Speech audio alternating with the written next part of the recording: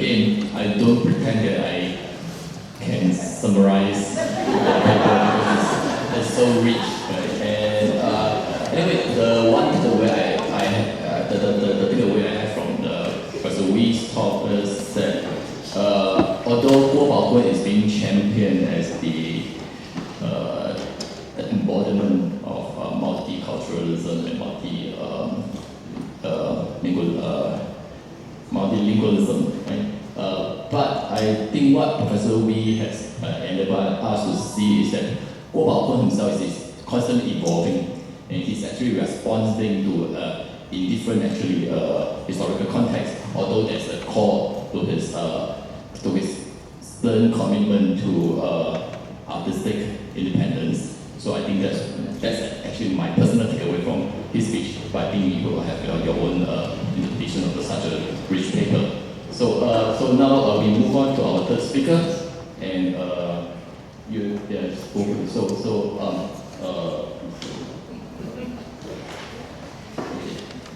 So this is the title of the myth that a singular historical narrative molds good citizens. I don't know what's that, but so let's welcome Mark Baildon from the National Institute of Education.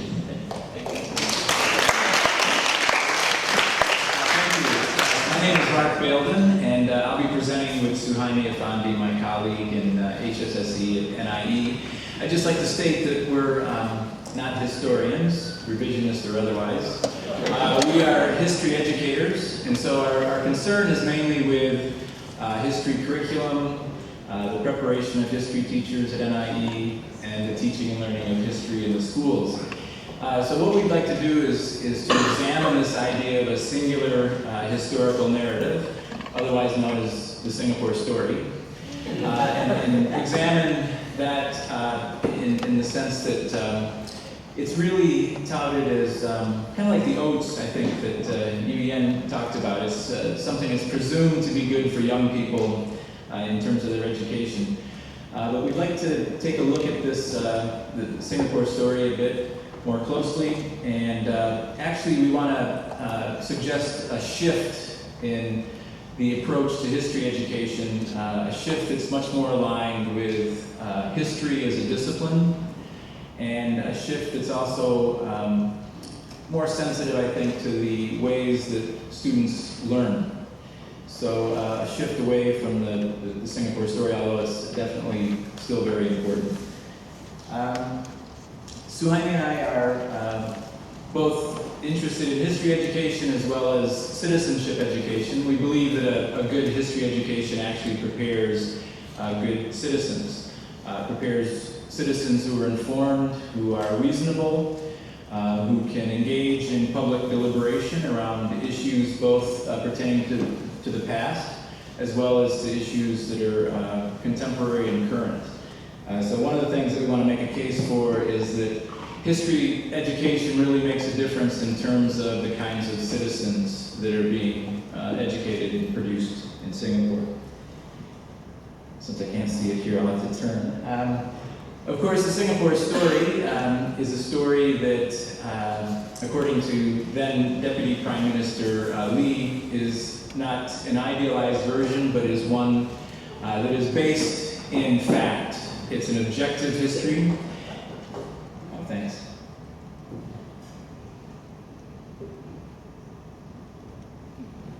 And basically, this speaks to the political ends of history education, or the political purposes and goals of history education, that it serves really as a way to build a nation. So it's an effort to really instill a sense of common heritage, as well as a common national identity. So it serves very important purposes, not just in Singapore, but I think if you look at every single nation across the globe, history education is important. It's something that is seen as a high-stakes endeavor because it's really about nation building. It's about developing a common national identity that brings together people, as well as really creating those sort of future aspirations that citizens have in terms of nation-building projects and the goals that nations have. Again, this tends to be a fairly idealized version of history. And this is, I think Singapore is not unique in this sense. We see this happening in every nation. And I think if you pick up the papers, almost, in fact, in today's New York Times, there was an article about Taiwan's history and history education. And this is something I think that all nations are dealing with, this intent to really educate national citizens. And as a result, a particular kind of history is presented, and we see this in history textbooks, and it's resulted in a great deal of controversy, I think, in many countries about the kind of history that's presented in history textbooks and in history classrooms. It tends to be idealized. It tends to leave out quite a bit. And we see there's a great deal of anxiety around the education of citizens. Here you see just a few quotes from the 1990s up to the current day, pretty much, around some of this sort of persistent concern, especially among political leaders, around this idea that young people don't know enough of history. They don't know enough about their nation's history. And I think again, these kinds of surveys are conducted in most countries. I know in the United States, there's a lot of concern about the gaps in people's knowledge about their history and so on. But you certainly see it in Singapore, and it's in the news a great deal in terms of some of these quotes that are really drawn from the Straits Times. People saying that they're shocked and appalled, really, at the lack of knowledge that people have about their national history. But one of the things that we want to make a case for is that trying to present what we're referring to as a singular historical narrative, in terms of Singapore, the Singapore story, is problematic. And one thing that we see happening is that there's a bit of whitewashing of history. There's omissions, things are left out. There's, I guess it could be characterized as a sanitized version of the past. And all the good stuff is left out. I mean, all the things that are exciting. The interpretive debates that historians typically have about history, the controversial issues that are controversial in terms of things that have happened in the past. These are the kinds of things that tend to get sort of glossed over or sometimes just ignored completely in textbooks, and they're not being addressed in classrooms. We think it's problematic because, especially for young people, they know better. They know that there are multiple narratives out there. They're using social media, they're online, they're able to get different perspectives and different views about all issues, including Singapore's history. And so this idea that a singular narrative or this idealized narrative can cut it is a bit problematic. We also see that there's a lot of competition with this idea of students' national identities. Not only ethnic identities or religious identities, but students' online identities. Students identify as gamers, they're heavily into social media. There's a range of different identities that are available to them in these online spaces that they're inhabiting. So it's a bit problematic in that sense as well. And really a lot of students see this attempt at sanitizing history as politically motivated. My background is actually in social studies education, and social studies was introduced in 2001, and right from the beginning got off to a bad start because it was seen as basically government propaganda. And so it creates this, it has the potential to create this sort of cynicism among young people, as well as a particular kind of apathy that we want to address. And it also encourages a particular pedagogical style. And so what we see are, it ends up resulting in a very teacher-centered, transmission kind of approach to teaching. There's an emphasis on right answers with a particular content that has to be part of those answers. And it also results in a particular kind of learning that tends to be much more passive, much more about memorization. So we don't see students actively participating in some of the kinds of debates that could potentially be very exciting for young people to engage with.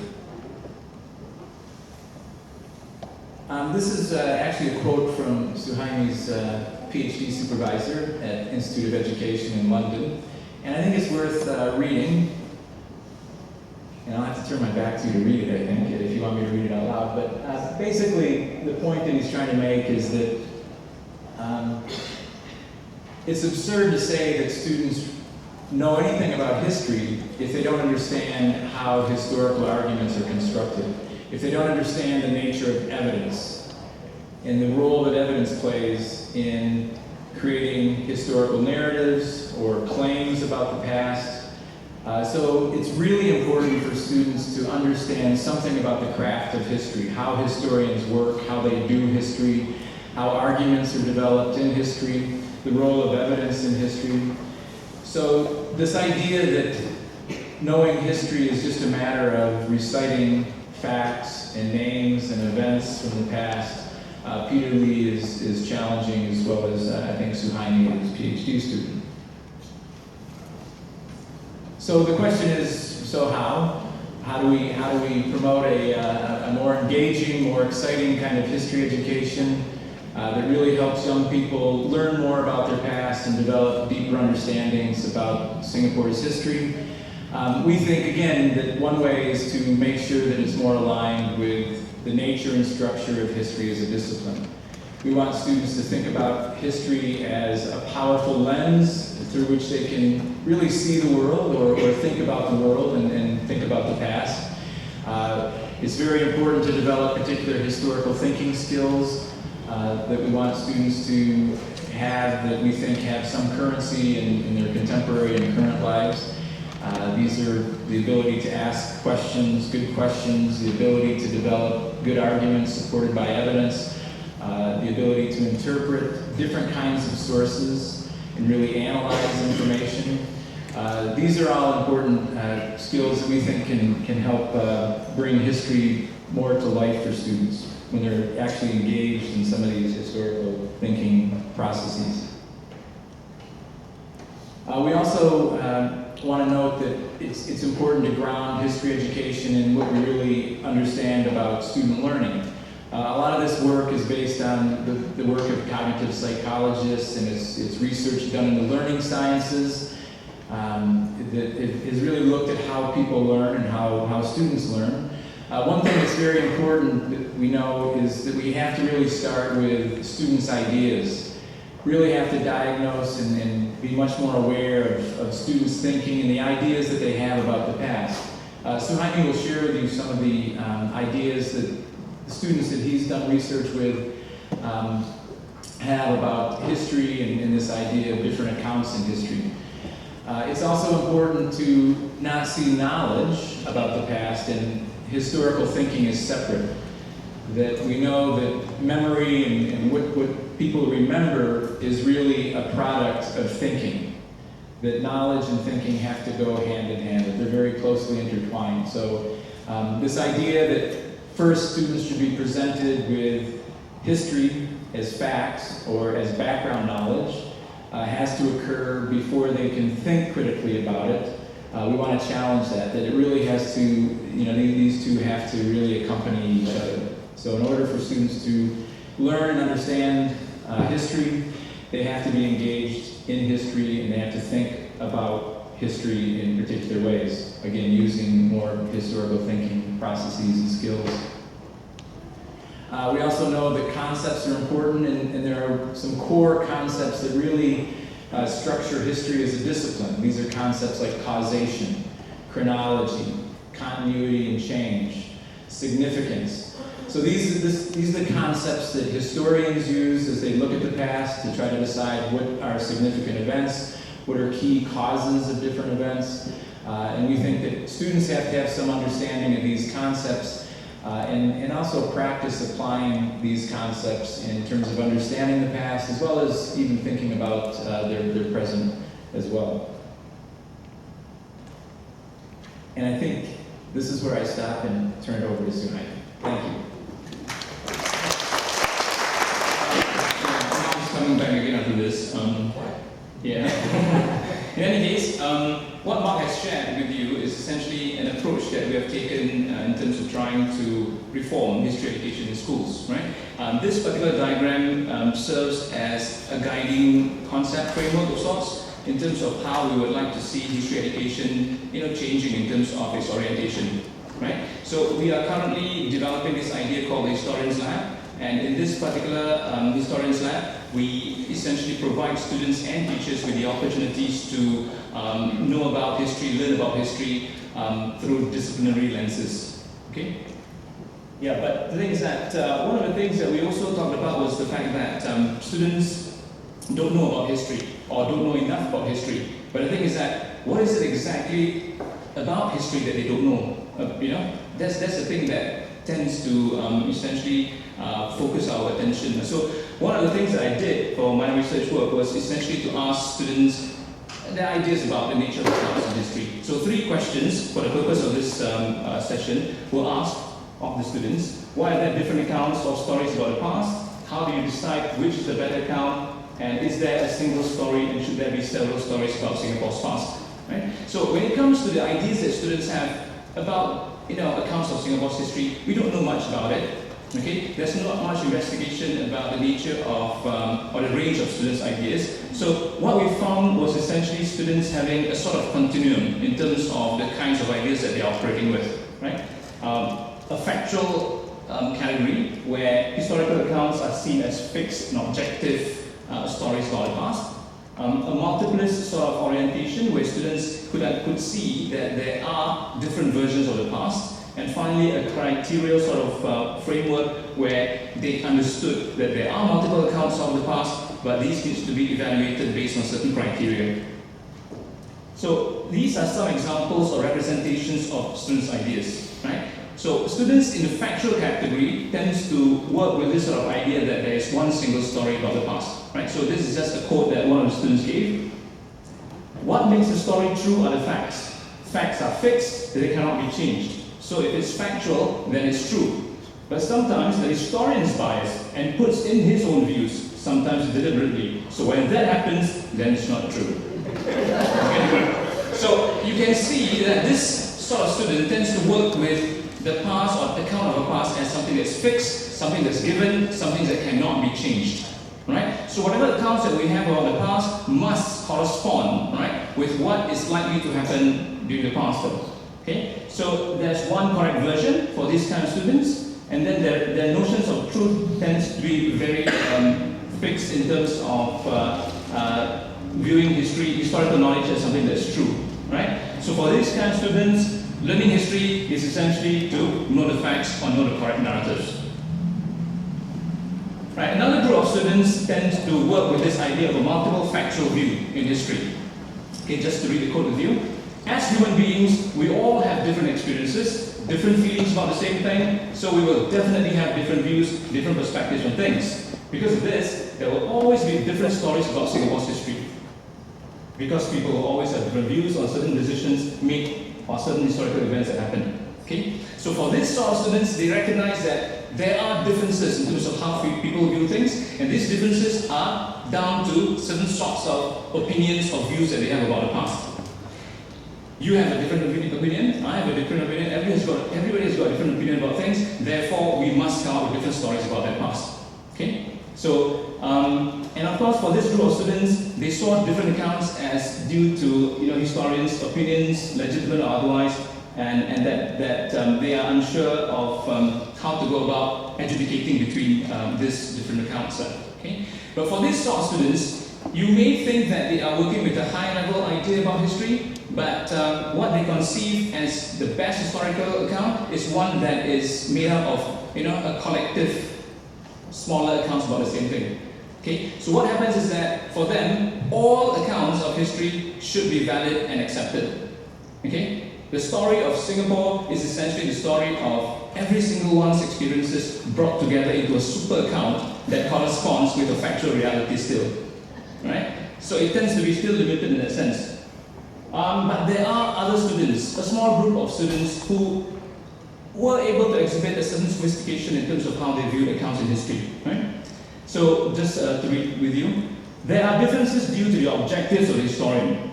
They have personal biases as well, and this personal bias might influence the writing of their accounts and thus their conclusions. Also, the social background and upbringing of the two historians could have brought the two different conclusions.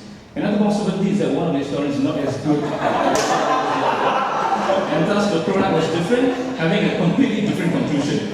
Right? So you can see that this student was able to, establish a certain kind of criteria, right, to adjudicate or to differentiate between the different accounts that they read. Right? Even if it's down to the historian's lack of expertise. Okay? So, but implicitly, there is this recognition that all accounts of history are constructed, right? And the constructions are essentially based on the minds of the ones who create those stories. Yeah? But at the same time, we were able to see other sorts of criteria that's in play. Right? So, what are the implications of this? One of the most important things that we have to understand, right, would be that there is no archetypical Singapore student. So when you say that Singapore students don't know about history, well, I could give you a lot of students who know or who could explain, differences between accounts, right? So it does provide us with a lot of opportunities or potential in terms of how we want to reform our curriculum, because we know that students come into the classroom with a range of different ideas, from low level to more sophisticated ideas, right? And of course, the thing is that, like it or not, students come into the classroom with all sorts of different ideas about the past. Right? They got all these stories from, magazines, movies, their parents, right? Other books, social media, and so on and so forth. Right? So it's not about whether or not our students are ready for multiple accounts or different interpretations of the past. The issue here is how do we help them manage all these differences, isn't it? Because otherwise, if you don't have or if you don't equip them with an intellectual toolkit to make sense of these differences, they will just shrug their shoulders saying, I don't know who's right. I don't know what to choose. I don't know what's the best account, right? So a certain level of intellectual toolkit that's based on disciplinary practice, should provide students with an opportunity to do those things, right? And of course, recognition of history as a discipline is the way to move into these ideas, right? That history is interpretive, right? That it is an inquiry into the past, with specific sort of methodology and so on and so forth, right? So we want to get students to understand certain conceptual distinctions, for example, between the past and history. Okay? Sometimes we use those things interchangeably. Okay? But there is a specific distinction. The past is everything that has happened up to now, right? But history is what we claim about the past. And as such, right, it is open to contestations. Yeah, so what kind of history education? We want our students to be able to think historically about the past. We want them to be able to arbitrate, adjudicate, explain different claims about the past. We want them to be able to show arguments, as to why one account should be preferred over another, and so on and so forth, right? We were talking about history as an applied subject, meaning to say that whatever they understand about history in its conceptual terms could be used to explain contemporary issues that they see in and around them at this point in time, right? But we're not trying to create mini historians out of our students, right? School history has got a different purpose, it's got different sort of objectives, right? We're not training them to become historians, yeah? But what we want them to be able to do is to, know a bit about the past and know about what the subject is, right, in terms of its disciplinary nature. Okay, Mark, you're on. No. So this idea of history as an applied subject actually is something that we just came up with today. But we want to think through this idea. We hear about science being an applied subject and math, and we want to make the case that history as well is an applied subject. It really helps young people make sense of what's around them, make sense of their own lives and their own experiences. We think one way to do that is by acknowledging the role of controversy in society. That if you pick up a newspaper, there's controversy that is everywhere. And as you know, there's a great deal of controversy around the way Singapore is passed is being interpreted. I think some of the controversy around revisionist history and so on raises some of these kinds of controversies. So really acknowledging controversy and allowing students to grapple with controversy to some extent, we think is very important in terms of preparing future citizens. So there's an edited book that actually offers some strategies around this, strategies like structured academic controversy, but again, really using a more disciplinary approach to really helping students think about historical controversy is a key part of this reform that Suhaimi was talking about. So if we come back to this idea of history education and citizenship, if you sort of play out the kind of citizens that are maybe created or that result in terms of the ways they think about history, if we think about this sort of factual approach, if students only accept one true version of the past, they're really only going to be able to think in maybe binary terms, in terms of right and wrong. They're really not going to be able to deal with the ambiguity and complexity that we see around us every day. If you think in terms of multiple stories, they're much more aware of the multiplicity that we deal with in terms of different perspectives and different accounts about some of the issues that we're facing in society, but they don't quite know what to do with those multiple accounts.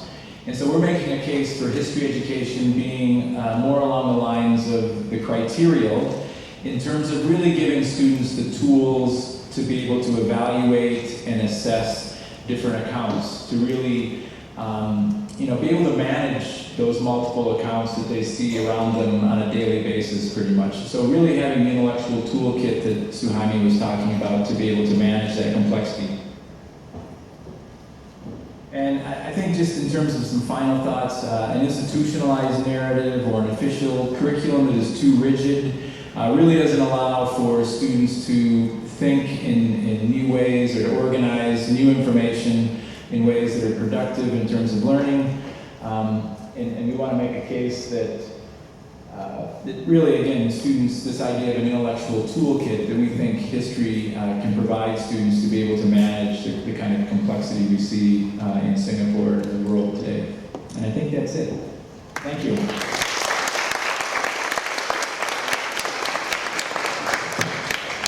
Thanks, Mark and Suhaimi. Of course, all historians are biased. Yeah. So, as someone who also teaches history, I completely agree with everything you just said about historical narratives and approaches to teaching history. But I find it a little hard to follow on this course or understanding of citizenship, because it seems that you take it as a given, right? You didn't really, define the terms or explain the term. So I hope we will get into that later during the Q&A sessions. So what are we supposed to do now? Okay, let's take a 5 minutes break and then so we will follow up with the Q&A. Thanks. And don't go home yet.